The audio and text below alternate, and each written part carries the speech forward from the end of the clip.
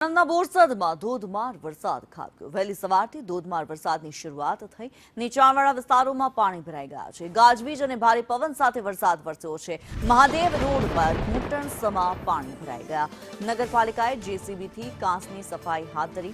વરસાદ પહેલા કામગીરી કરી હોત તો પાણી ન ભરાત તેવું સ્થાનિકોનું કહેવું છે। વન તળાવ વિસ્તારમાં પાણી ભરાતા કંસારી તરફનો માર્ગ બંધ કરી દેવામાં આવ્યો છે।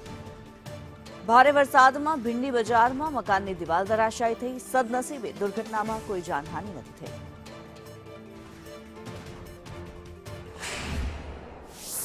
બોરસદ શહેરમાં વહેલી સવારથી જ ભારે પવન સાથે વરસાદ વરસી રહ્યો છે। એક ધારો ધોધમાર વરસાદ વરસતા શહેરના અનેક વિસ્તારોમાં પાણી ભરાયા છે। અનેક માર્ગો ઉપર જાણે નદી વહેતી હોય તેવા દ્રશ્યો જોવા મળી રહ્યા છે। આ હું દ્રશ્ય બતાવવા માંગીશ। આ બોરસદના મહાદેવ રોડના દ્રશ્ય છે। અહીંયા પાણી ભરાતા નગરપાલિકા તંત્ર દ્વારા તાત્કાલિક જેસીબી મશીન મોકલવામાં આવ્યું છે અને જેસીબી મશીન સાથે આ જે કાંસ છે તેની સફાઈ કરાવવામાં આવી રહી છે। માર્ગ ઉપર ઘૂંટણ સમાનું પાણી ભરાઈ ગયું છે। આજ માર્ગ ઉપર ડેરી પણ આવેલી છે અને ડેરીમાં જતા લોકોને પણ અવર જવર કરવામાં તકલીફ પડી રહી છે।